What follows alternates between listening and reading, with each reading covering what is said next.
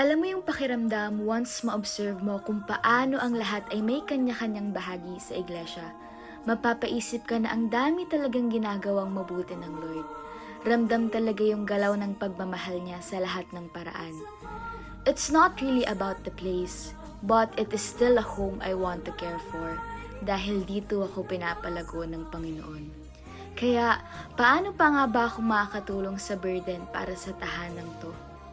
Meron tayong kapatirang bayanihan. It's our pledges every first Sunday of the month saved for our worship center's financial burdens. Para kay Lord at sa gawain niya to. After all, our giving should always be because we love the Lord Jesus. Kaya maliit man o malaki ang ating maibigay, kung lahat ay nagtutulungan, ito ay magiging makabuluhan. Join us in giving every first Sunday. Bayanihan tayo para kay Lord at sa kanyang iglesia.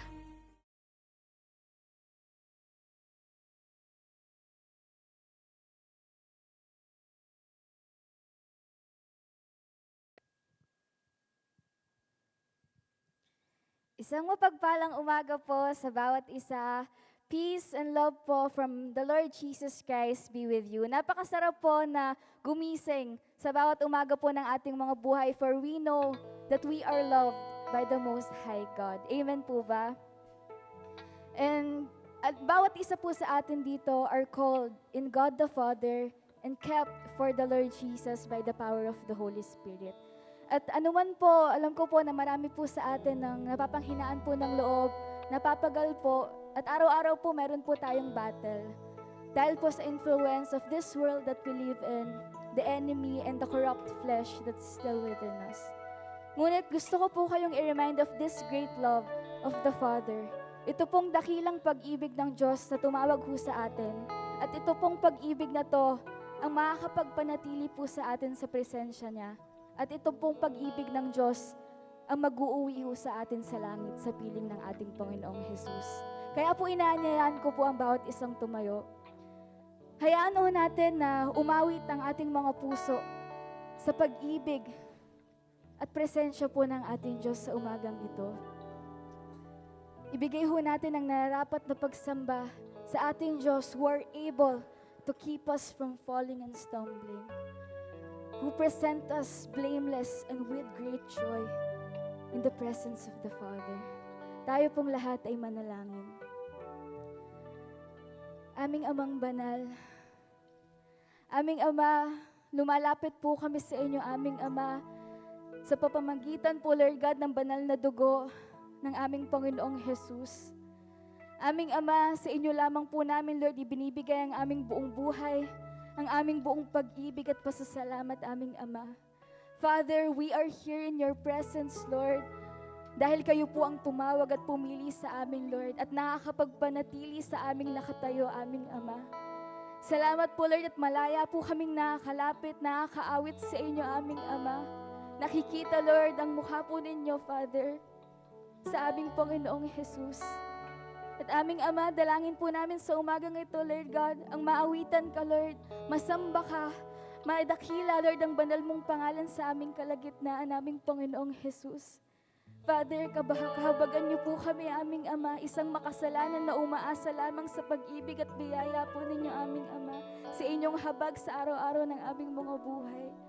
Father, ninanais po namin, Lord, na maranasan ka sa umagang ito, ang marinig ang tinig mo, aming Ama, at makita ang iyong kapangyarihan, Father God. Aming Ama, pinangahawakan po namin ang pangako po ninyo, Lord God, that you will be with us, Lord. And aming Ama, lang po namin sa lugaring ito, sa umagang ito, that you are here with us, Father. Aming Ama, as we proclaim your goodness, Lord God, your holiness, Father, of who you are, aming Ama, ay malugod ka po, Lord God, sa aming mga buhay, sa aming mga puso at sa aming awitin sa inyo, aming Ama. Father, we honor you, Lord God. Ikaw lamang po ang aming sinasamba. Ikaw lamang po ang aming iniibig, aming Diyos. Sa inyo po ang lahat ng papuri at pagsamba at karangalan.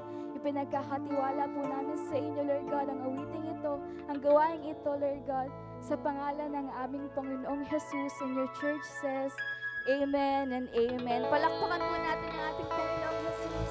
For we are worthy, Father God, of all the honor and all the praises, Lord.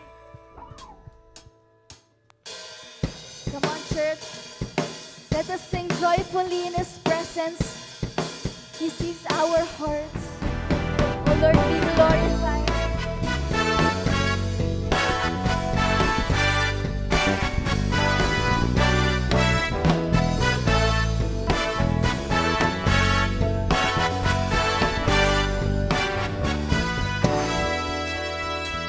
The mighty men from the tribe of Judah faced the enemy.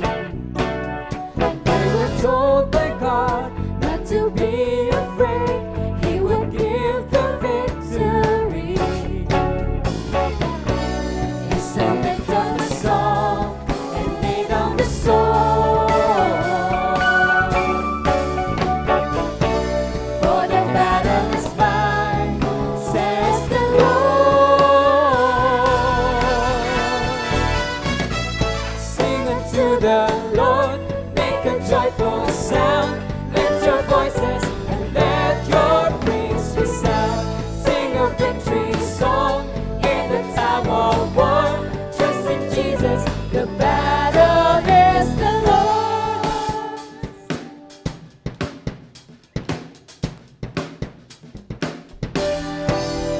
Every evil one comes against you to fill your heart with fear. You can trust in God, He will never leave you. He promised to be near.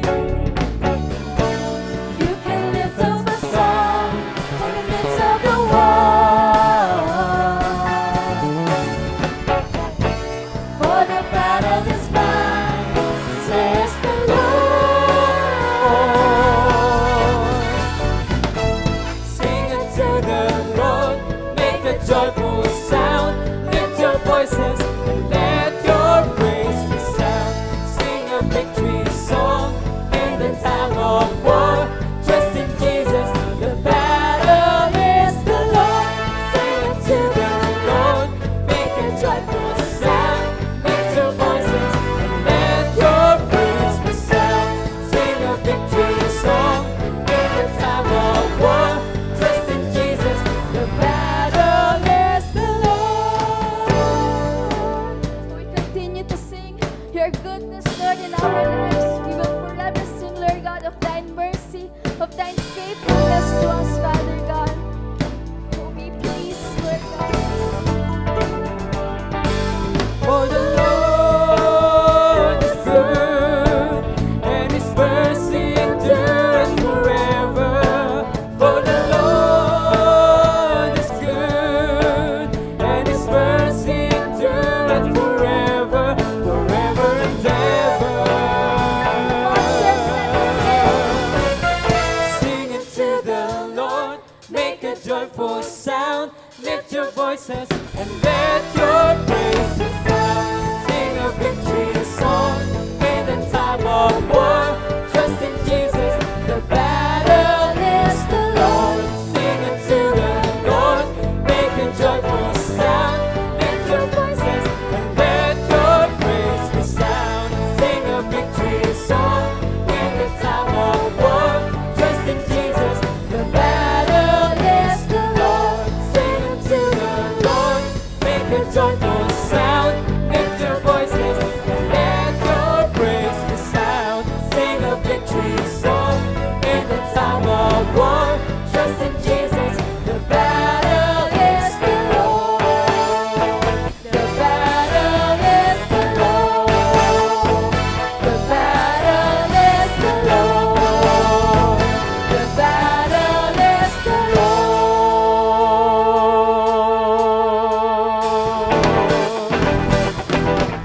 Oh, thank you, Lord Jesus, our great high priest, is interceding for us. Thank you, Father. Salamat, aming Ama, sa dakila niyo pong pag-ibig sa amin, ng aming Panginoong Jesus.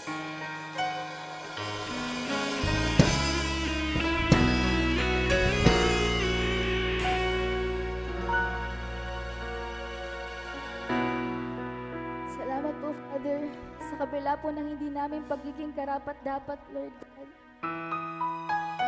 Wala pong kaibig-ibig sa amin, aming Ama. Ngunit, Lord God, kami po itinawag ninyo, inabot, Lord God, ng mayaman yung biyaya at awa, Father. Kaya kami narito sa inyong banal na presensya, Lord, malayang nakakaawit sa inyong kabutihan, sa inyong kalawalhatian at katapatan, Father.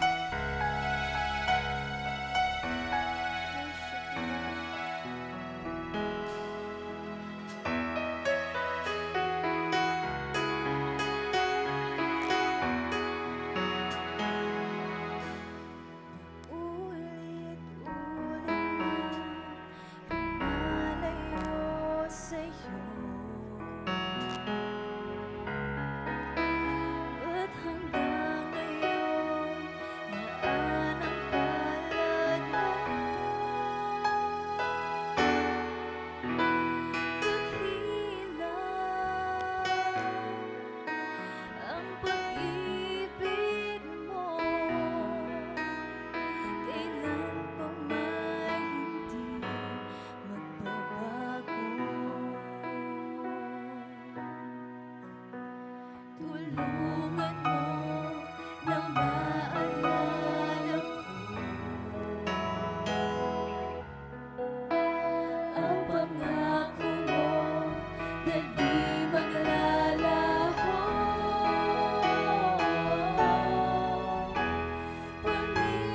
Panginoon, kay buti mo ang puso ko sa'yo nagsusumamo.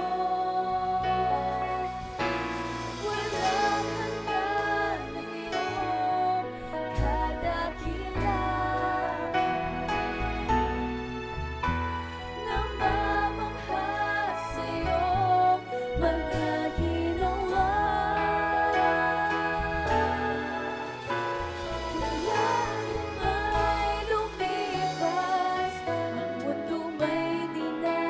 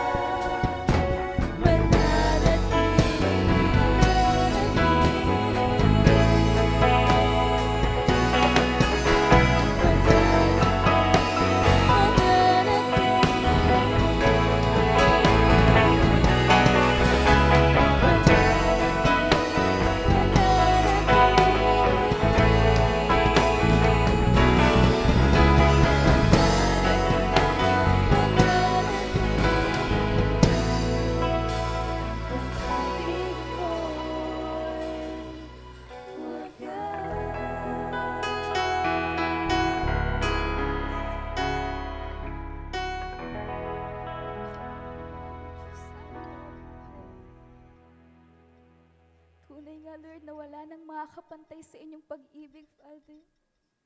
Ang iyong pag-ibig, aming Ama, ang nakakapag-alis, Lord. Lahat, Father, lahat ng pagod, Lord. Lahat ng lungkot, Lord, sa aming mga puso, aming Ama. Ang pag-ibig po ang nakakapagpuno ng aming mga puso, Lord God.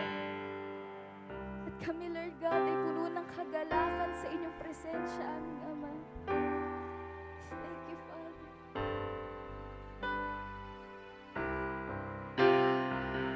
Glorify you, Jesus. Now unto him who is able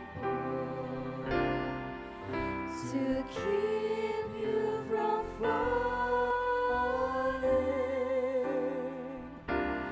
and to make you stand in his presence, blameless and with great joy.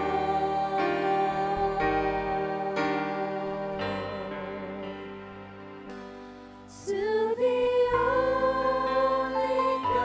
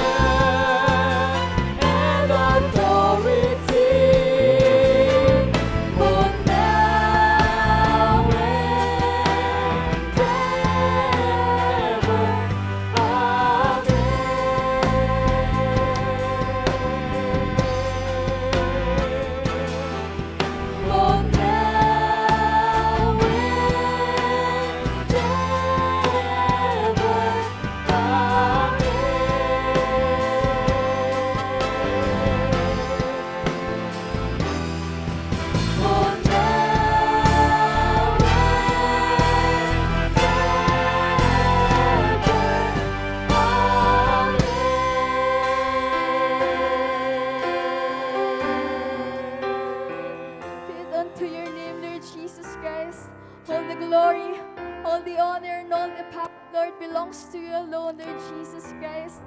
Oh, there's none like you, Lord. No one compares to you, our Lord. For you are the King of kings and Lord of lords. And we magnify your name, Lord, in our midst, Lord Jesus. We are in awe of who you are, Lord, of thine holiness, Lord, of thine glory, Lord Jesus. Father, we thank you for your presence, Lord. We thank you, Lord, that you are here with us, Lord. At nakikita mo ang puso ng bawat isang naririto, aming Ama. And Lord God, thank you that you comfort us, Lord. Salamat po at binabalot kami ng inyong dakilang pag-ibig, aming Ama. Sa kabila man po, Lord, ng aming pagkakasala, Lord, lahat po ng aming karumihan, aming Ama, naririto kami, Lord, sa inyong banal na presensya, Lord. Umaawit, Lord God, nakikita ang inyong kaluwalhatian at nararanasan ang inyong kapangyarihan, aming Ama. Father God, sa inyo lamang po namin patuloy na ibinibigay ang aming buong buhay, ang aming buong pag-ibig, aming Diyos. Salamat, Lord God, kami kinakahabagan mo, aming Ama. Sa araw-araw ng aming mga buhay, Lord God, ay nananatili kami sa inyong pag-ibig, aming Panginoong Jesus. And Father, naisin po namin, Lord God, na maibig ka, Lord God, sa araw-araw po ng aming mga buhay. Hanggang sa, Lord, makita namin kayo ng mukha naming Panginoong Jesus. Father, we love you, Lord, and we honor you, Lord Jesus. Aming Ama, patuloy ka lamang na madakila, maluwalhati sa aming kalagitnaan, aming Ama, sapagkat ito po ang aming kagalakan, aming Diyos. Aming Ama, salamat po sa inyong presensya, Lord God.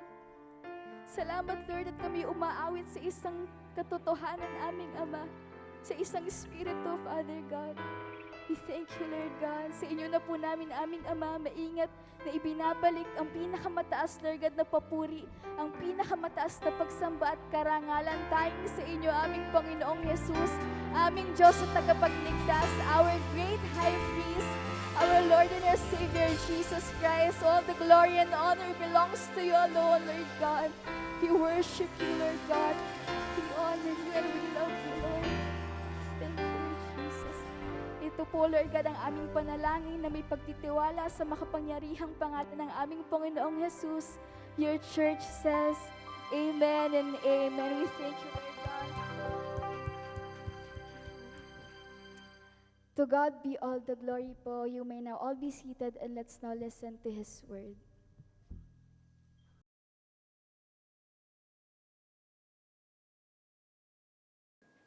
Ngayon po siguro maganda rin no, that we normalize, kamustahin ho natin, not just yung atin hong physical na health, but also our mental health, di ho ba? And especially yung ating pong spiritual health na napaka-importante po sa ating panahon. Samahan niyo po ako in the book of Luke. Ngayon pong umaga, this would be our main chapter in chapter 10.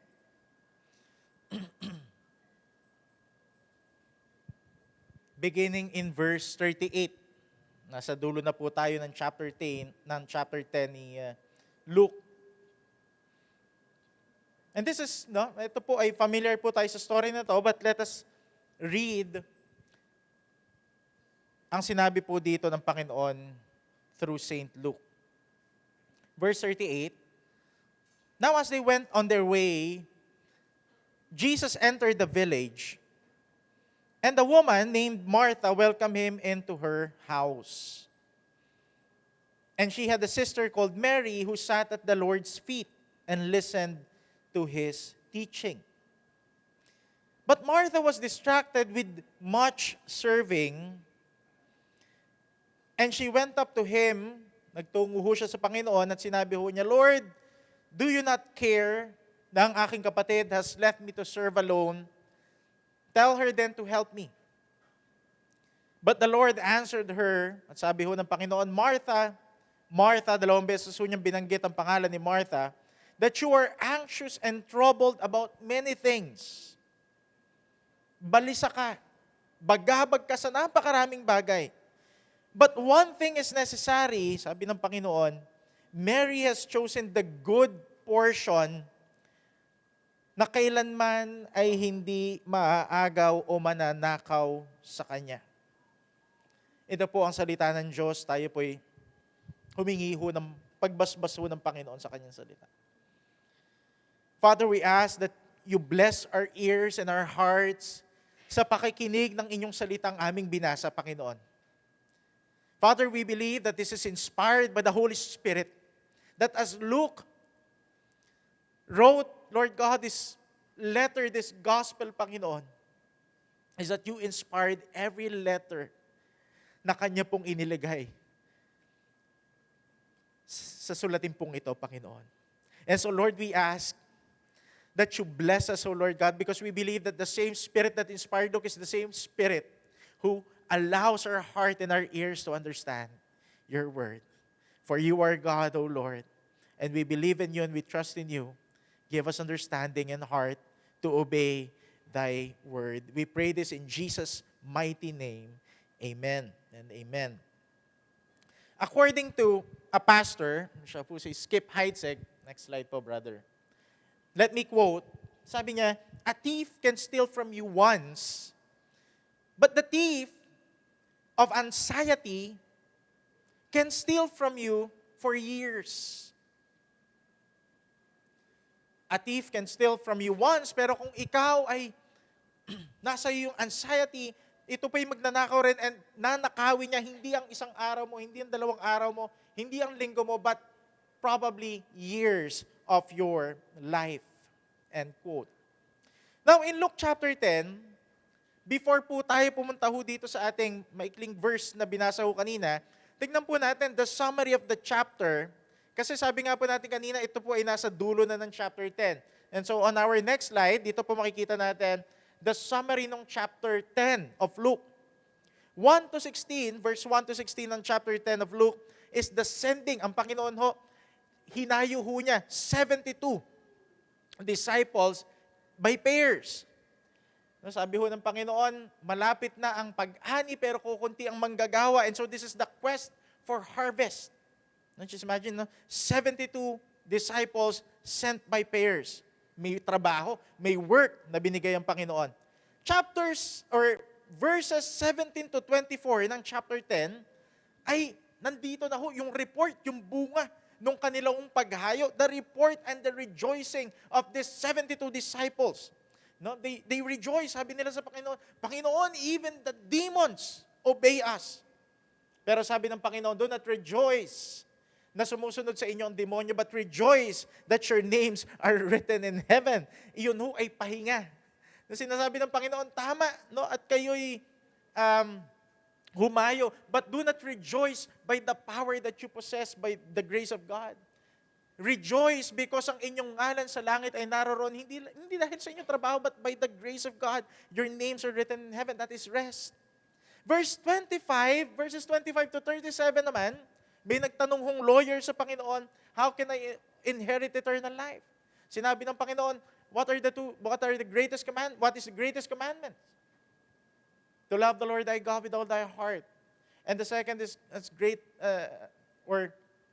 yung pangalawa ho ay also good is to love thy neighbor as yourself. Tapos tinanong niya, but who is my neighbor? At dun ho ay binigay ho ng Panginoon ang the parable of the Good Samaritan.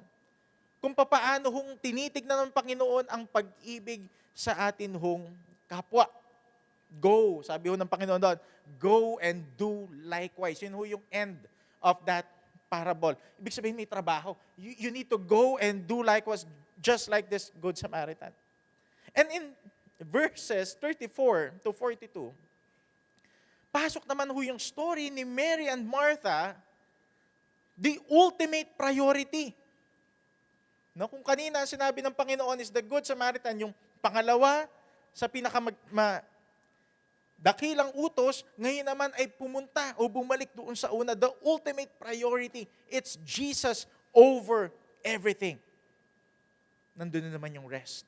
Because now you will just sit at the feet of the teacher, of the master, of the Lord. Kaya po dito, makikita ko natin, there's a pattern in Luke chapter 10, work, rest, work, rest. No? The work of the ministry, paghayo. After nun, you rest not in your works, but in the grace of God. That you are saved not because humahayo kayo, but because God is gracious to you. That your names are written in heaven. The next story, you love as God loves. Do good to your neighbor, regardless kung ano po sila, kung ano yung kanilang paniniwala. Di ba? The Good Samaritan, hindi siya pumunta roon at tinanong yung taong nanakawan, Christian ka ba? Hindi, tinulungan niya. Hudyo ka ba? Hindi, tinulungan niya. Regardless kung kilala niya o hindi, kung ano man yung paniniwala ng taong yon, that is the Good Samaritan. He does good to his neighbor. Regardless of their color, regardless of their race. Then after that, you sit and listen at the feet of the Lord. And that is rest. Kaya po dito, ay in Luke chapter 10, next slide. When Jesus entered the village, sinalubong ho siya ni Mary and ni Martha. And since si Martha ho ang panganay sa magkakapatid, also Lazarus, si Martha ho ang nag-welcome sa kanila, kasama ho ang 12 apostol. Ang sabi nga ho ng ibang Bible scholars, sumunod kay Maria, na nanay ho ng Panginoon, ang sumunod na mga babaeng pinakamalapit sa puso ng Panginoon ay walang iba kundi si Martha at si Mary of Bethany. Sila po ang pinakamalapit sa puso ng Panginoon. In fact, probably, maybe more than yung mga kapatid na babae ng Panginoong Hesus. Yung kanya hong mga half sisters and brothers. Now, sabi ho dito, and she had a sister, ang pangalan ho ay si Maria, a common name nung panahon ho na yon, na nung dumating ang Panginoon, sinusundan lang niya si Lord until the Lord began to teach at siya ho'y nakaupo sa paanan ho ng Panginoon. Iyan ho ay picture of discipleship. Do you remember in the book of Acts, nung sinabi ho nila si Pablo ay nakatuto sa paanan ni Gamaliel. Ang ibig sabihin nun, si Pablo ay disipulo ni Gamaliel. And so, ang pag-upo sa paanan ng isang guro ay simbolo ng pagpapadisciple.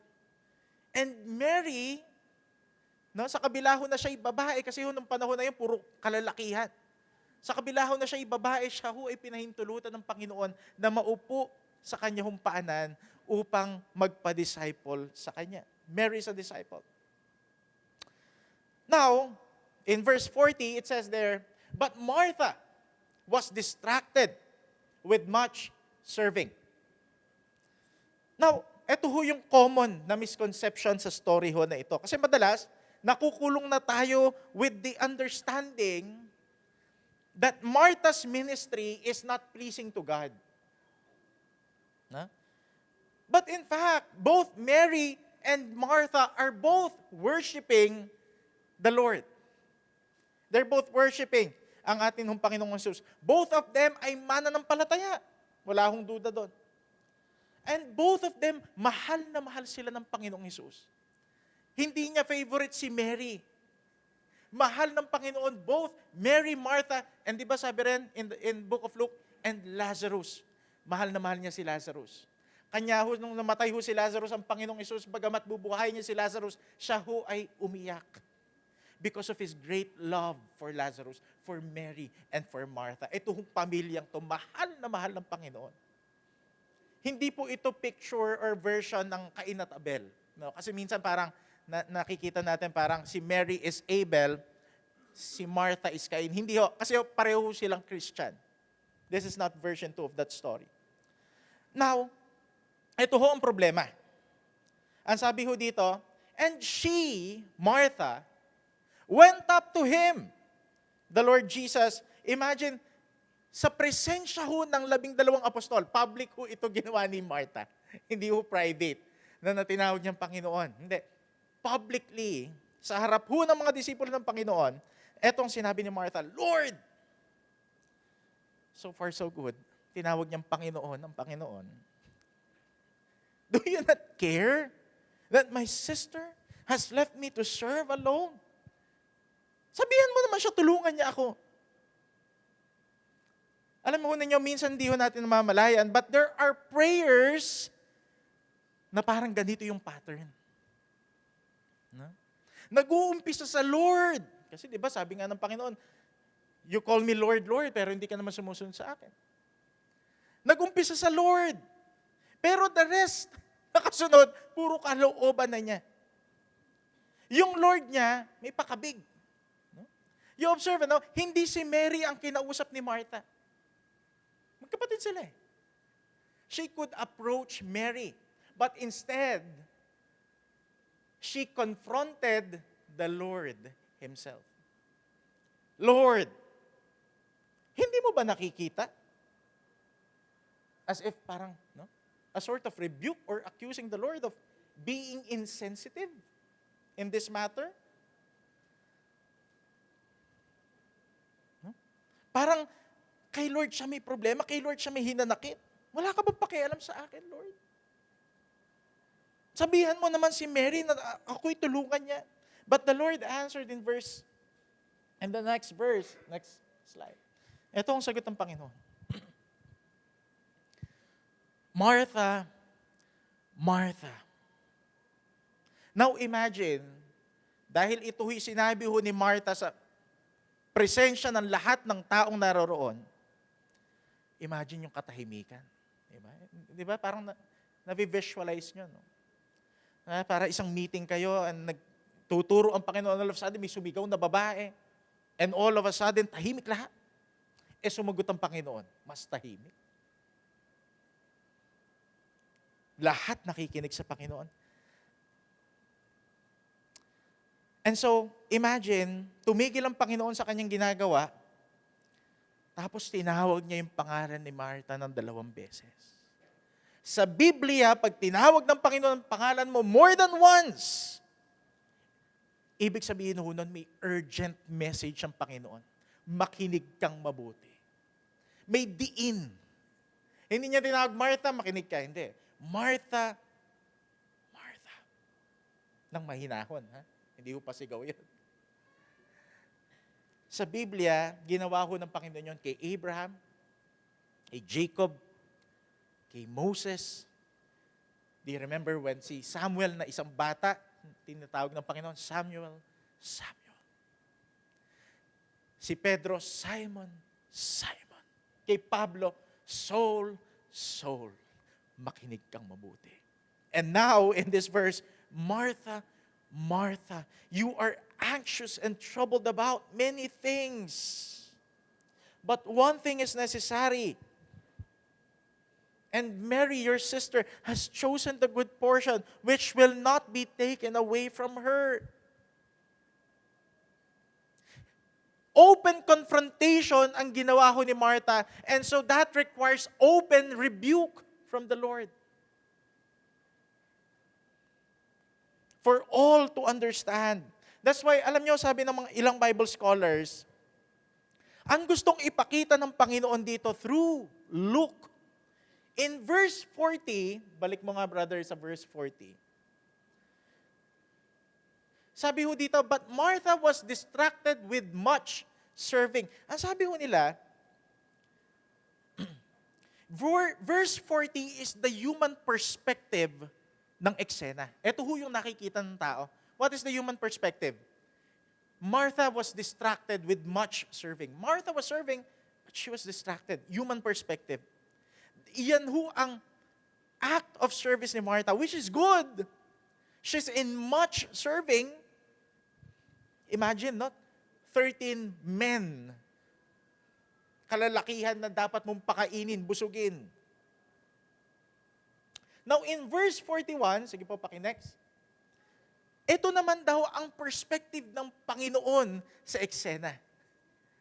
Martha is not distracted with serving, she is distracted by her anxiety. Ang Panginoon tumitingin ho panloob.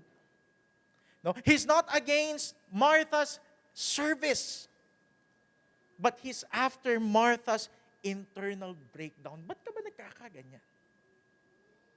Kaya po sabi dito ng Panginoon, Martha, Martha, you are anxious and troubled about many things.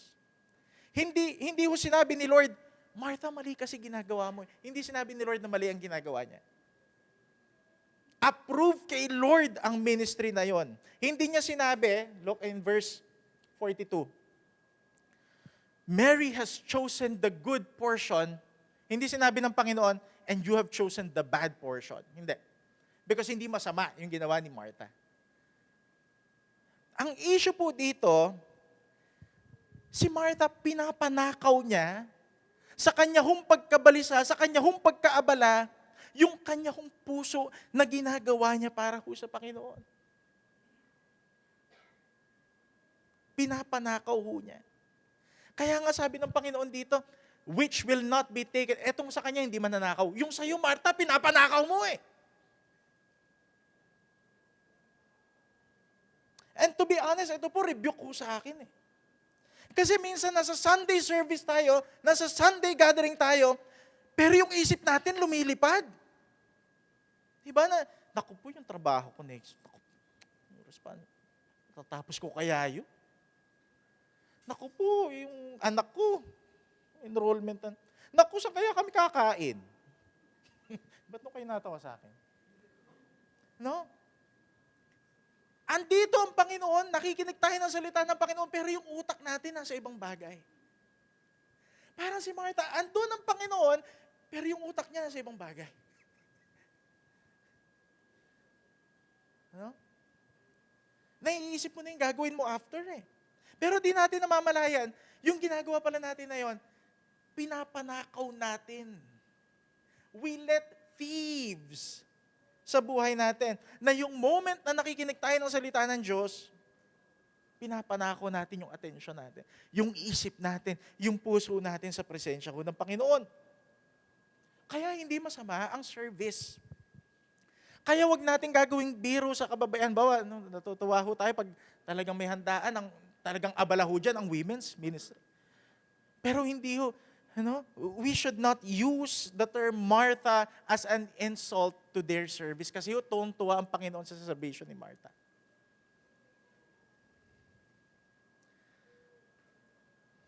Ang tinutumpok ng Panginoon, what drives your service?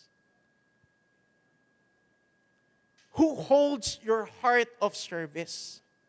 Kaya ho dito, in these verses, ang Panginoon, hinuhukay ho niya yung mas malalim na rason bakit ho yun nagawa ni Martha. Nag-breakdown ho siya. Sa panahon na natin, that's the term. Nag-breakdown si Martha. Biro mo, sa presensya ng mga apostol, sinabi niya yun sa Panginoon, that is breakdown. Hindi mo gagawin yun kung medyo stress ka lang. Breakdown ho ang tawag doon. Hindi na siya nahiya. The Lord is digging a much deeper distress in the heart of Martha, and that is her anxiety. Many things na siya ho ay bagabag sa buhay, aligaga sa buhay, worries of life, na kahit si St. Luke, hindi niya inelaborate kung ano ba yung nagkakos ng anxiety to Martha. And the Bible did not tell us in detail even the reply of Martha. Ano ba ginawa niya dito? Naupo ba siya nung pagkatapos sabihin ng Panginoon? O si Mary tumayo, tumulong ba sa kanya? Hindi sinabi na ng Bible yung kasunod eh. But some pastors suggest, and sabi ko, oo nga, no? This is very possible, na nung ang Panginoon ay nangusap kay Martha, when He speaks directly to Martha of her anxieties, puso sa puso, dinikta ng Panginoon yung mga anxieties ni Martha. Silang dalawa lang yung nagkakaintindihan. I believe that. Eye to eye, nung sinabi ng Panginoon, you are anxious and troubled in many things. Sinasabi na ng Panginoon sa puso ni Martha. Those anxieties na bumabagabag sa kanya, naririnig ni Martha. Diyos ho ang Panginoon eh. Why are you anxious in so many things? That's why, personalan ho. Kaya hindi na inelaborate ni Luke or ng Bible sa atin because personal na hong ugnayan ng Panginoon yun at ni Martha. Pero ito ho, ang napakaganda ho sa Bible, Jesus knew what anxiety is for Martha. Alam din ho niya ang anxiety ho natin. He cares sa atin hong anxiety. Kasi po, kahit mananampalataya ka, pwede ka pa rin magkaroon ng anxiety attack. Tama po ba? Nagiging anxious pa rin tayo. Trabaho, negosyo, pamilya, relasyon, you name it. Regardless kung single ka, may anxiety ka. May karelasyon ka, may anxiety ka. May pamilya ka, may anxiety ka. Wala kang pamilya, may anxiety ka. May trabaho ka, may anxiety. Wala kang trabaho, mas lalong may anxiety ka. Wala eh. Regardless kung anong state mo, talagang may anxiety eh. That's why, lahat po tayo, we have this fear o pangamba na minsan hindi natin mapaliwanag kung saan galing. Ano yung source? Di ba? The fear of disappointment, of failure, shame. Pero hindi natin alam, sabi nga ako ng mga experts, mga psychologists, 80% ng reason ng ating anxiety hindi ho nangyayari. 80%. The rest, bunga lang na ginawa natin. And so minsan nakakita tayo ng shadow na, sabi ko na eh, tama yung hinala ko. Pero hindi mo alam, yung 80% sa binabagabag ng puso mo, hindi nangyayari yun.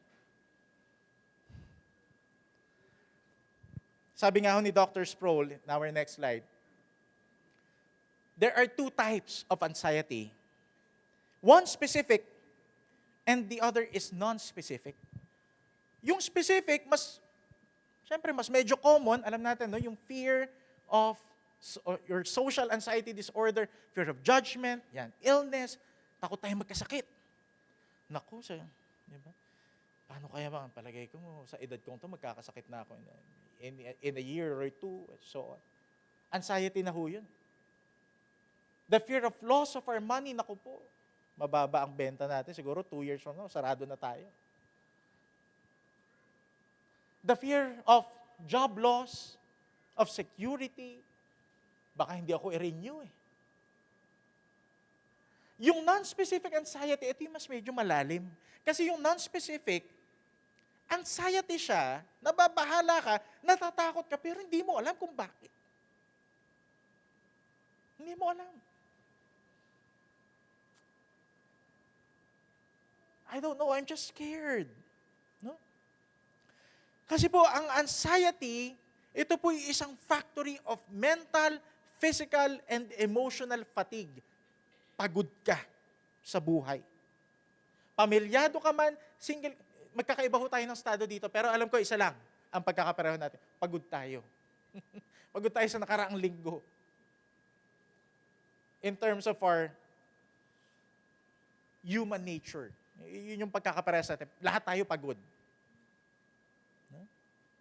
Pero hindi ho natin alam, ninanakaw niyan, hindi lang yung araw natin, hindi lang yung atensyon natin, hindi lang yung ating enerhiya, but especially yung ating joy sa Panginoon. Now, kung ang tanong nyo, ang pagiging anxious ba ay kasalanan? Not in the general sense. Marami naman ho ang kinonsultang pastor ho dito. Kasi sabi nila, anxiety in itself is not sin, it's one of the results of sin. Normal na ho yan sa fallen nature natin bilang tao. Talagang wala ka ng peace. Nung si Eva at si Adan ay nagkasala sa Panginoon, just imagine from a garden that is so perfect, sila'y inalis ang Panginoon doon at sila ho'y namuhay sa labas ho ng hardin. That is the beginning of anxiety. Paano na tayo? But of course, hindi ho sila pinabayaan ng Panginoon. And so, anxiety in itself is not sin, but take note, anxiety can give birth to multiple of sin. Hindi nga siya kasalanan, sabihin natin in general sense, hindi mo naman pwedeng sabihin, darating ang panahon, hindi minsan wala akong aalalahanin. Mangyayari yung pagpatay na ho tayo. Pero habang buhay tayo, talagang yung isip ho natin, present, yesterday, present, and future, umiikot dyan eh. It's part of our nature, pero again, pwede siyang mag-produce ng kasalanan sa atin.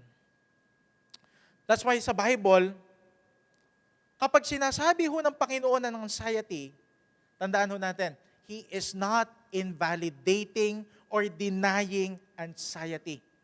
Gaya ng ilang tao sa panahon natin. Hindi niya sinasabing mahina kayo sa inyong anxiety.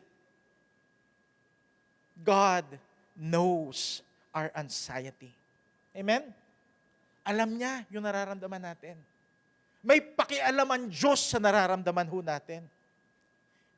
He's touching the very heartbeat of our anxiety. He's saying, I know. I'm here for you. I'm with you. Yan ho yung Psalms In our next slide. In Psalm 23, verse 4. And even though I walk in the valley of the shadow of death, I fear no evil.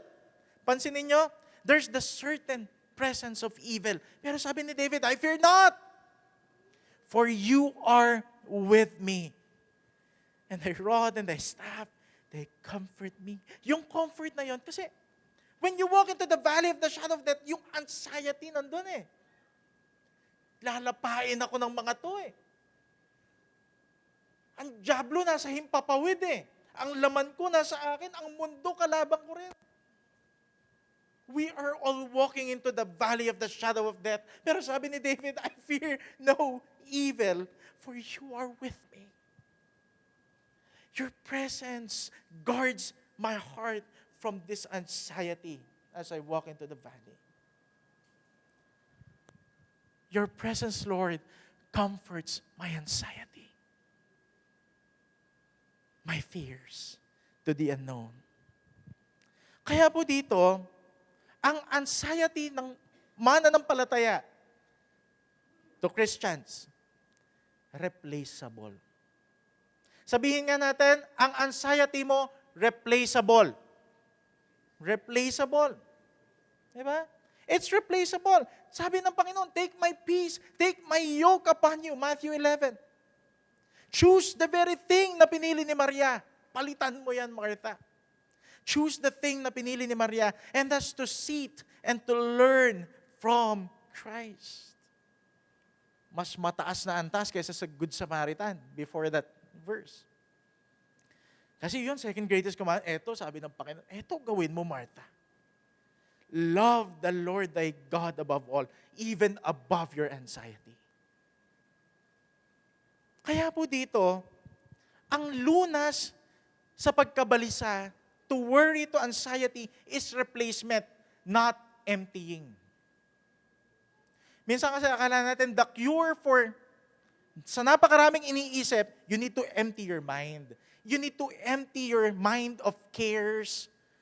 Hindi nga pwede yun. Alam ba, magulang ka, pwede bang i-empty mo yung isip mo sa attention ng anak mo, ng asawa mo?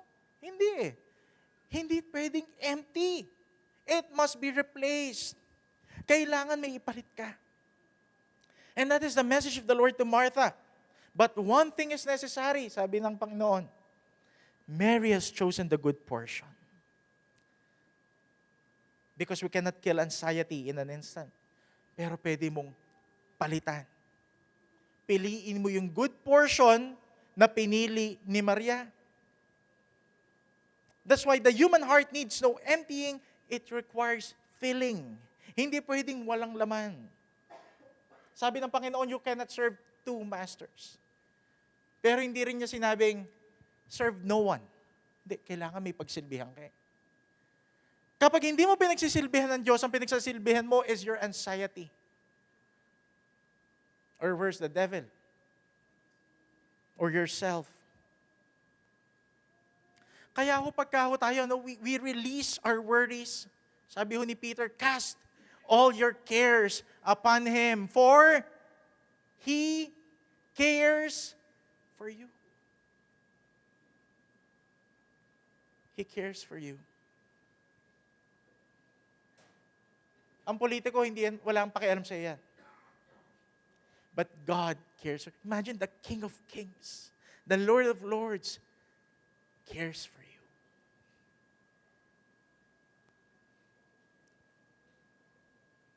Kaya makikita ho natin dito, Alam nyo, ang isip natin pag nasa midst tayo ng depression or anxiety or stress, ang sasabihin ng isip natin ito walang solution.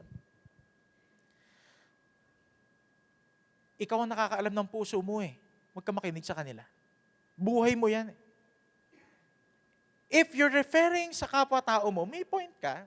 Puso mo yan, nararamdaman mo yan. Mas naalam mo yan. Pero in terms of sa Panginoon, pagsalita na ng Diyos ang usapan, hindi mo pwedeng sabihin sa Panginoon, Panginoon, buhay ko to, alam ko yung puso ko. Mas alam ng Diyos ang puso mo.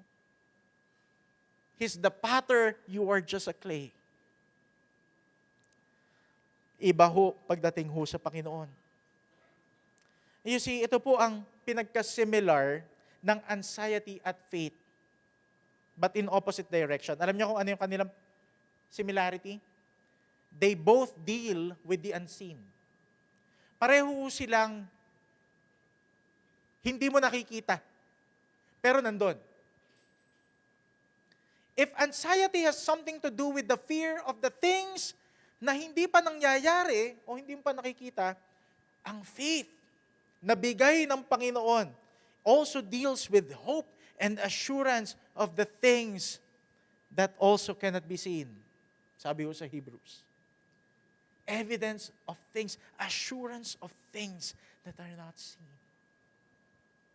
Kaya alam mo, anxiety hindi galing sa Diyos. Galing ho yan sa kasalanan.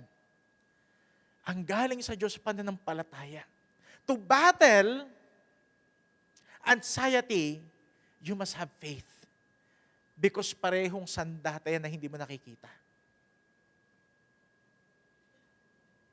May ilang pag-aaral at pagtataya po ng mga eksperto that the majority ng sakit sa panahon ho natin are caused o pinalalala ng stress and anxiety. Alam niyo po ba yan? Actually, sabi ho nila, estimate, no? Hindi lang ho sa Pilipinas. Sa mga record ng mga ospital, 75 to 90% ng mga sakit ng tao may kinalaman sa stress and anxiety. Sometimes cancer cells grew because of stress. Ba't ako nagkakabukol dito? Extreme stress na pala. Kasi ang stress marami nagagawa. Pwedeng hindi kanyang patulugin. Pwedeng magkaroon ka ng disorder sa pagkain. Magkaroon ka ng habits sa hindi mo naman ginagawa. Magkaroon ka ng bisyo. Talagang todo yosi. Stress Hindi mo lang yung baga mo, umuusok na rin. Stress can kill. Pero ito ang problema. Mas matinding problema. Hindi lang yun One of the growing and alarming issues sa panahon natin. To be more specific sa bansa natin, bukod sa katiwalian, suicide. Suicide. At karamihan, pabataho ng pabata. And minsan, hindi lang sarili nila yung papatayin nila, even yung mga close sa buhay nila, idadamay nila.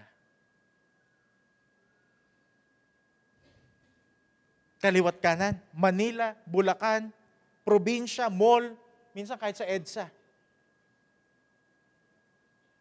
Sabi nga nila, hindi ka nalang titingin sa kaliwat kanan, pati taas at baba, titingnan mo na. Wala parang napaka-unsafe naman, nakakatakot mag-drive. Sa totoo lang, nakakatakot mag-drive. Sa mga nangyayari hong to, no? And too many and too sensitive to mention, pero namumuhay ho tayo, alam mo ninyo, sa panahon in which people are first dying within before dying literally. Nauuna yung pagkamatay sa loob, pagkamatay ng pag-asa bago ho sila mamatay ng literal. In our next slide. This is our age. Pero alam nyo, may katulad siya. Ang pagbagsak ho ng Rome, ganyan din ho, in 476 AD. Ang Roma, natalo nga ho sila ng mga Germanic barbarians. Pero bago sila matalo ng ibang bansa, sila ho'y talo na talaga. Mahina na sila within. Ang tawag ko doon, internal decay ng sistema in terms of their government, in terms of their parliament, in terms of their military, in terms of their economy, especially in terms of their morality. Bagsak ang Roma. Kaya ang tumalo, sabi nga ng mga historians, ang Roma talaga, ang tumalo dyan, Roma din. Loob na bubulok, parang ketong. And the same sa panahon na natin, with the age of artificial things, hindi na lang intelligence eh. Parang lahat na lang may artificial eh. By the age of talagang instant connection kahit nasaan ka man. Paliit ng palit yung mundo natin. Pero palala ng palala yung ating mental capacity to absorb all these things. Yung bang gusto mo lang mag-relax, nag-i-scroll ka, pagkatapos mo na-stress ka na. Nakaka-stress mag-scroll. People are first dying within before dying literally. Kaya ito pattern eh. Makikita ho ninyo, the world, the flesh, and the devil, it will feed us many things na mukhang harmless. Things that seem normal sa mata ho ng tao. Pero ang gusto nito, tayo na lang yung kumitil ng buhay natin. Tayo na lang yung tumapo sa buhay natin. Sabi nga, no, may isa kong pastor na nag-explain nito. It will start with simply being anxious. Okay, sige, pwede mong palagpasin. Normal naman yun eh. Tapos malulungkot ka. Pag medyo nagtagal ng 1 araw, 2 araw, mapapalitan na yung anxiety mo, sadness. Medyo malungkot ka na eh. Parang continuous eh. Pag medyo pinatagal mo, mga 1 linggo, papasok ka na sa discouragement. Parang, sunod-sunod na to. 1 linggo na to hindi na to bad day 1 linggo, puro pangit yung nangyayari sa... Pinalalim mo pa. Weeks turned into months. Months turned to years. Converted na siya into depression. Ano ang depression? Suddenly, nothing makes sense. Yung discouragement kasi medyo alam mo pa kung ano yung source. Pagdating mo sa depression, wala nang sense. Naalala ko si Job eh. Hindi na niya alam kung ba't nangyayari yun. Depression na ho yun. Nothing makes sense. May ginawa ba ako? Kaya yung 3 kaibigan ni Job, ano ba ginawa mo kasi? Hindi rin naman, depression yun eh. Ang depression, hindi ho yan bagong term. Sabi ko nga, anxiety, hindi bagong term yan. Noong pa ang tao dumadanas ng depression and anxiety because of sin.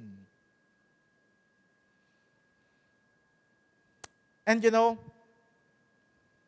pag pinatagal pa natin ng depression, ano ang final? Ano yung pinakailalim, pinakasagad? Despair. Anong ibig sabihin ng despair? From nothing makes sense to there is no hope at all. Even Solomon, in all his glory, have experienced despair. In the book of Ecclesiastes, sabi niya, everything is vapor. Walang kwenta lahat ng bagay. And then later on, binangon siya ng Panginoon. Sinabi niya, under the sun. But above the sun, nakita niya ang buhay sa presensya ho ng Panginoon. You know, this is good observation from John Bunyan in our next slide. Si John Bunyan, siya ho yung sumulat ng The Pilgrim's Progress. Siya ho isang pastor, a Puritan pastor na Christian. Sinama ho niya yung character na ang pangalan is Giant Despair. Personified ng isang higante. Ang pangalan ng higante si Despair. Ang ginawa ni Despair, si Christian, yung main character, tsaka si Hopeful na kanya hong companion sa journey na inilatag ng Panginoon. Si Christian tsaka si Hopeful, nag-shortcut ng daan. May path ang Panginoon eh, nag-shortcut sila. Nahuli sila ni Giant Despair. Ang ginawa ni Giant Despair, doon sa story ni John Bunyan, kinuha si Christian at si Hopeful at binilanggo sa kanyang castle or doubting castle. Now, ito yung story. Ang ganda ho ng ni John Bunyan dito. Ang purpose ng higante kay Christian and kay Hopeful is not for the giant to kill them. Ang purpose ng higante, ikukulong ko kayo dyan, bibigyan ko kayo ng mga sandata dyan, para kayo mismo ang pumatay sa buhay nyo. gugutumin ko kayo, papahirapan ko kayo, wala kayong makikitang liwanag para hindi ko na kayo kailangan patayin. Kayo ang gagawa niya sa sarili niyo. Iyan yung despair na sinasabi ni John Bunyan. Hindi ka niyan papatayin.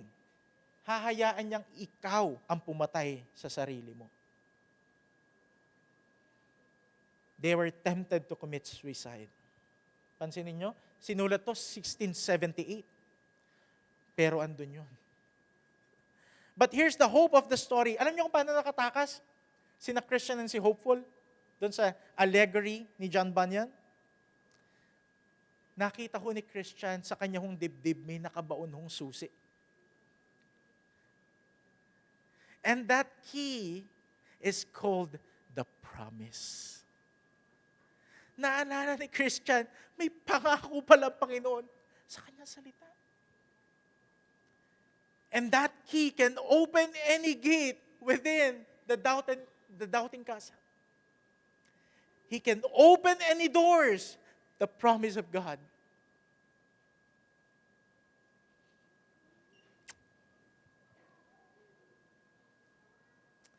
That's why, ang Biblia ho, it deals with us sa lahat ho ng aspeto ng buhay. Sa ating nakikita at maging sa ating hindi ho nakikita. Nasa Bible ho lahat ng kasagutan. Directly or indirectly. The Bible has it all. Have it all. After all, this is the Word of God. Amen? This is the Word of God. This is your key to your depression. This is your key to your anxiety. This is the way out. Read aloud the Word of God. Sabi nga minsan ho, may isa ho tayong kapatiran, nagkaroon ho siya ng sleep paralysis. Alam niyo, sabi ko ho sa kanya, nakakita siya ng mga anino. Of course, may scientific explanation ho doon, pero sabi ko sa kanya ganito, pag nababagabag ka ng gabi, or nagkakaroon ka ng imagination, may nakikita kong ano, basahin mo ang Biblia ng malakas. Kasi sabi ng Bible, sandata yan. Ang salita ng Diyos ay espada sa mga bagay na hindi mo nakikita. Read it aloud. Preach to your anxiety. Huwag niyong kausapin ang anxiety. Huwag niyong kausapin ang evil spirit. Preach to them the Word of God. That's why in the book of Psalms, in our next slide, why are you in despair, my soul? Sabi ho ng author. Probably David or the sons of Korah. Sabi ho nito, bakit ka balisa? Kaluluwa ko. Kinakausap niya yung kanyang kaluluwa. Why are you restless within? Bakit ka ganyan? Wait for God. Hope for God. For I will again praise Him. Tingnan nyo, no? Ang mananampalataya, kinakausap niya yung kanyang kaluluwa. Tayo po ba? Do we preach to ourselves? Nagpipreach ba tayo sa mga sarili natin? Whenever you read the Bible, pag na-convict ka, huwag munang isipin yung ibang tao, ikaw muna eh. Ako to, Lord eh. Diba? Do we correct our thoughts? O lagi tayong kakampi ng thoughts natin? Hindi eh. O lagi tayong kakampi ng feelings natin? Hindi, nararamdaman ko yan eh. Hindi magsisinungaling ang nararamdaman ko. Sinungaling ang nararamdaman mo. Dahil may pag-asa. Correct your feelings, correct your thoughts. Because iyan ho ang sinasabi ho sa atin ng Salmo. We need to rebuke ourselves. We need to rebuke our anxiety. We need to rebuke our depression. Alam nyo, I will end with this. One of the people in the Bible na pwedeng sumuko talaga sa buhay, na pwedeng magkaroon ng despair, ay walang iba kundi ho si Pablo. Katakot-takot na hirap ang dinanas ho ni Pablo sa kanyang buhay. Sinabi ho niya yun in his letter to Corinthians. Lahat ng pag-uusig, lahat ng kamalasan sa mata ho ng tao, talaga hong naranasan ho ni Pablo. But do you remember his letter to Philippians? Ang letter ho na ginawa ho niya sa Philippians, ito ho'y sinulat ho niya sa preso. Nakakulong ho siya. Pero itong sasabihin mo, paano to? Tingnan nyo, Philippians 4, sinulat ho niya sa prison cell. And his word, his encouragement to the church, rejoice in the Lord always. Rejoice, again I say. Rejoice. Let your gentleness be known to all men. The Lord is at hand. Tapos verse 6, be anxious for nothing. But in everything, by prayer and supplication with thanksgiving, let your request be made known to God. And the peace of God, ang ganda ho nito, which surpasses all understanding. Kasi minsan wala na tayong maintindihan.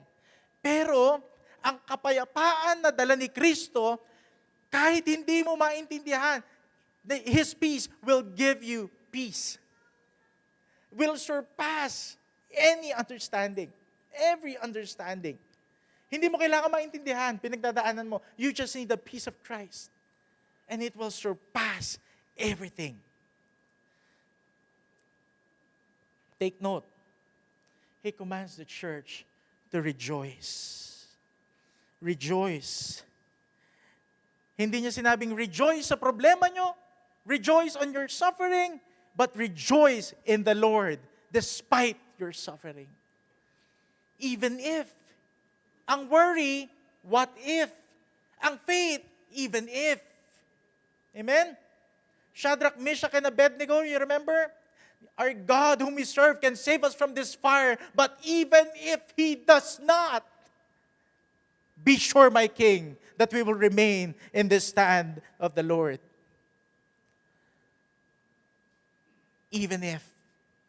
Do you remember nung si Daniel, tinapon ho siya sa lunggaho ng mga leon? Ang sabi ho sa aklat ng Daniel, si Haring Xerxes hindi makatulog, or King Darius hindi ho makatulog. Si Daniel natutulog. Baliktad. Siya yung nasa presensya ng mga leon, yung hari nasa kanyang palasyo, hindi makatulog yung hari kasi mahal niya si Daniel eh. Kaya ho madaling araw pa lang. Daniel, lingkod ng kataas-taasan Diyos, andiyan ka pa ba? Long live the king. Sumagot kagad si Daniel. Ang balisa yung hari na nasa kanyang higaan na napakaganda. Pero si Daniel in the lion's den, even if he's there, be anxious for nothing, sabi ho ni Pablo. But in everything, ito ang ganda ho nito, by prayer and supplication. Alam nyo before, ang akala ko sa supplication, you will supply something. Tapos yung pangunawa. Pero pag sinabi pa, ang supplication pala is a intense type of prayer. Ayun pala ang supplication. Kaya pala sinabi ni Pablo dito, in everything by prayer, hindi lang yun. Ang supplication, intense, eager prayer. Hindi ito yung, Lord, thank you. Hindi, ito yung, Panginoon! Panginoon! Yung pala yung supplication. Yung pala yung sinasabi ni Pablo. Ang supplication pala is yung parang prayer ng Panginoon sa hardin ng Gethsemane.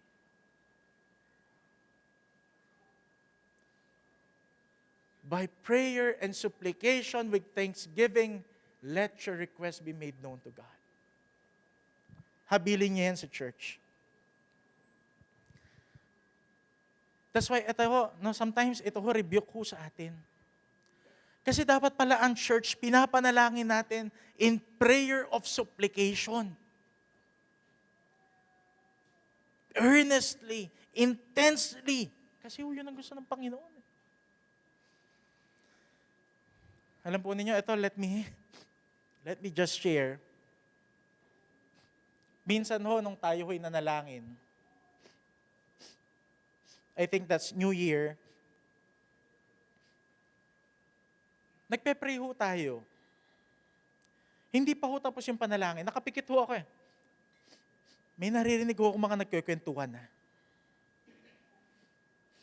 Nag-grieve ho ako noon. Kasi ho yung time na yon, pinagbukod-bukod ko ho kayo, It's our time. We dedicate yung year na haharapin ho natin sa Panginoon. Hindi pa tapos manalangin lahat. Ba't nung natapos yung ilang tao, nagkikwentuhan na sila? Minsan may nagtatawanan pa ako naririnig.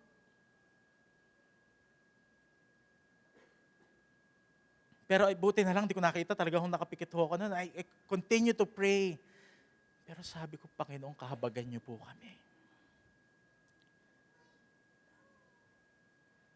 Kung ang Panginoong Hesus nakikita natin, hindi mo natin gagawin yun eh. But that is faith eh. Hindi mo nga siya nakikita, pero nananalangin ang kanyang iglesia. Igalang mo ang presensya ng Panginoon. And ito yung mas nakakalungkot. Nakarinig ako ng parang nagfe-fake ng tongues. Panginoon ko, pabagan mo po kami. Narinig ko yun. Nandito ako. May niloloko ang panalangin. Kumari nagtatangs. Buti yung di tayo tinamaan ng kidlat. Pero, panalangin yan eh. Diyos ang kausap mo eh. Kahit tapos ka nang mag-pray, tumahimik ka, pakinggan mo ang panalangin ng kongregasyon. Pakinggan mo ang mensahe ng Panginoon. Hindi yung nagsalita ka lang, tapos ka na.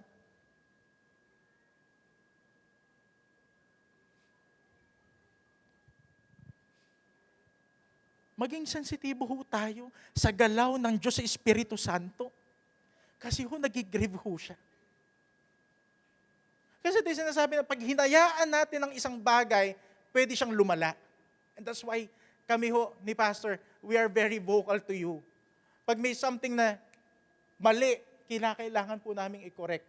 Pagpasensyahan niyo po kami, but this is our responsibility. And this is our call sa Panginoon. We need to say things na minsan ayaw naming sabihin. Pero kailangan for the health of the church. That's why ako excited sa magiging water baptism natin. Sumama ho kayo. Saan yun? Zambales. Kasi bagamat may beach, hindi ho tayo magsiswimming.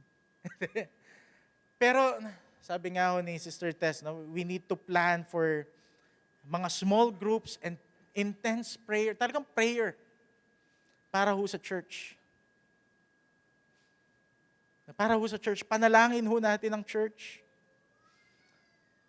Panalangin ho natin, bagamat hindi ho natin nakikita kung ano pa ho yung atin hong kailangan, we need to pray for the church. Kaya pag-pray po natin yon. That's why again, anxiety, stress, and depression, although ito po'y hindi ganong sikat o ginagamit na salita noon, these are real existing enemies o kalaban ho ng kaluluwa that are infecting and targeting our people, especially kabataan. Alam po ninyo, sa church sa West, most prayer requests daw ng mga members ay may kinalaman sa mental health. Most prayer requests. With depression, with anxiety. Actually, sa mga teachers dito, alam nyo, pag may excuse letter ang estudyante nyo, sir, depressed, anxiety, and so on, and so forth. Ganyan ho ka-importante ang mga focus small group ng women's, men's, young adult, youth. Kasi yan ho yung bagay na hindi natin ma-share eh. Kasi parang lalabas kang mahina, lalo na pag lalaki ka. Depressed ka. Anxious ka. Hindi mo ma-share yun eh. Kasi iba yung perception ng public. Pero iyan ho ang gamit ng mga small group natin to help to strengthen one another. I will end with this verse, 1 Peter. Ang ganda ho ng sinabi ho ni Pedro. Hindi lang ibigay mo ang anxiety mo sa Panginoon. Hindi lang ibigay mo ang cares mo sa Panginoon. Ito hong siniwalan ni Pedro. Therefore, humble yourselves. Humble yourselves. Under the hand of God, that He may exalt you in due time, casting all your cares upon Him, for He cares for you. Pero before you cast everything to God, be humble. Humble yourselves. Panginoon, hindi ko po kaya to. Panginoon, this is too much sa kaya kong i-handle. This is too much for me, Lord. Yung problema sa next week, pinoproblema ko na ngayon. Yung problema ko bukas, dala ko na ngayon. Hindi ko kaya to, Lord. Help me, O Lord God. Humble yourselves. Hindi mo po kaya, hindi natin kayang i-handle ang stress and depression. Yes, medical people can help. Glory to God. Pero higit sa lahat, ang tulong natin, sabi nga ni David, comes from the Lord. My help is from the Lord. My battle is of the Lord. Kinakanta ho natin. The battle is of the Lord. Sabihin nyo ng makaluma, nung narinig ko yun ho ay kinompose ho ni Ron Kinoli, who recently passed away. Talagang may nakakapagpalakas. Amen. Naaalala ho natin, ang pinakagusto kong linya doon, for the Lord is good, and His mercy endureth forever. Pagpaulit-ulit yun. Kahit anong pinagdadaanan, for the Lord is good, and His mercy endureth forever. Paulit-ulit ho yun. For it is true. Let us pray. Our Father and our God, our dear Jesus Christ, our Lord and Savior, salamat sa inyong pasensya sa amin, Panginoon. Sa kabila ng aming minsan pakikipaglaro, Panginoon, kawalan ng puso sa aming pagsamba. Sometimes, Lord, we reflect Martha more than Mary, O Lord. Nandito kami, but our minds are far away from here. Sinabi mo, Panginoon, these people worship me with their lips, but their hearts are far from me. We don't want that, Lord. Ayaw po naming sumasamba kami sa bibig, ngunit ang aming puso, Panginoon, ay nasa sanlibutan ito. Ang aming puso ay nasa aming laman, nasa aming pita, at nasa jablong nanloloko po sa amin. Father, gaya ng ginawa mo kay Martha, Panginoon, read our heart and convict us, O Lord God, of these anxieties, Panginoon, that infects our lives, that infect even our worship, our attention, our service, and even our listening to you. Panginoong Jesus, ang Eastern Light Ministries ay munting iglesia lamang. But Father, our lives, Panginoon, have big implications sa bawat lugar na aming kinikilusan. Naway kami maging pagpapala po ninyo at kami maging imahe ng pag-asa maging sa mga taong nakakasalamuhan namin with depression and with anxiety, Panginoon. That Father, we pray na kami pong lahat na narito, you know everything, Panginoon. If we are holding something in our hearts of anxiety, of depression, or if not, the worst is despair, you promise. And this is the key that can open all locked doors. Nothing can separate us from the love of Christ. That is in Christ Jesus. Nothing. No arrows of the devil. No words from this world. No desires of this flesh could ever separate us from the love of God, which is in Christ Jesus our Lord. We praise you, O God. Give life again, Lord, to our fellowship. Sa tuwing may mga small groups kami, Bible study, pangunahan niyo po kami and bring fear into our hearts. That this is not our church, this is not our groups, this is not our people, this is yours. We are your property, Lord. And so help us to care. Help us to be the good Samaritan. But also help us to be like Mary, na pinili ang bagay na kailan may hindi mananakaw ng anumang kalungkutan o pasakit sa buhay. Help us to choose the good portion. Father, we thank you for the grace na binigay mo sa amin to hear your word, even it's for us or against us. We thank you, Lord, for edifying the church of God. Patawarin mo nga po kami sa aming pagkakasala, Panginoon, sa aming pagkukulang, sa aming kalapastakanan. Patawarin mo ang aming mga kasalanan at balutin mo kami at linisin sa banal na dugo ng aming Panginoong Hesus na naglilinis ng lahat ng aming karumihan at kasalanan. At tulungan mo kaming makasunod sa inyo, Panginoon. Lead us always to true repentance. And help us to seek the face of our Lord Jesus Christ, to seek your kingdom, O Lord, in this world. And Father, as we go into our giving and to our support, we pray, O Lord, and confidently, Panginoon, we claim that all the needs of this church, kayo pong magbibigay po sa amin. Salamat sa mga buhay, salamat sa trabaho, salamat sa mga opportunity na binibigay mo sa amin upang kami maging blessing sa inyong iglesyang ito at sa buhay ng bawat isa. We thank you, Lord. This giving belongs to you, for everything na meron kami ay galing po sa inyo. We thank you, Father. We may now distribute the bags.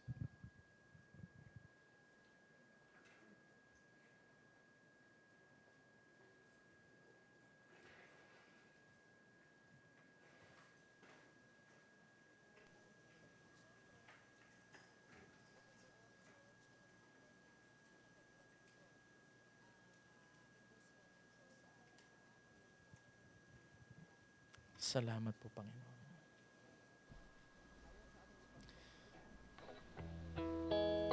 Kayo po, Panginoon, ang siyang magbalik ng pagpapala sa mga taong itong ginagamit mo sa inyong iglesia. Pagpalain niyo po ang kanilang buhay, ang kanilang pamilya, ang kanilang mga relasyon sa kanilang mga asawa at mga anak. And help us, Lord, to deepen our connection with one another. Help us, Lord God. Lord, even mental health, Lord God, cannot stop our heart from worshiping you. And so, Lord, help us to be open from these things na nakakapagpabigat po sa amin. And help us, Lord God, to be iron sa bawat kapatid po namin. Mapalakas po namin ang bawat isa by the grace of our Lord Jesus Christ. Ito po ang aming samot panalangin ng may takot at paggalang po sa inyo, amang banal. Salamat sa inyong bugtong na anak ni Jesus, aming Diyos at tagapagligtas magpakailanman. Pagpalain niyo ang bawat taong naririto, Panginoon, sa pangalan ng Diyos Ama at Diyos Anak at Diyos Espiritu Santo, iisang Diyos magpakailanman, maghahari magpakailanman, ang lahat ay magsabi ng Amen and Amen. Amen. Palakpakan po natin ang Panginoon.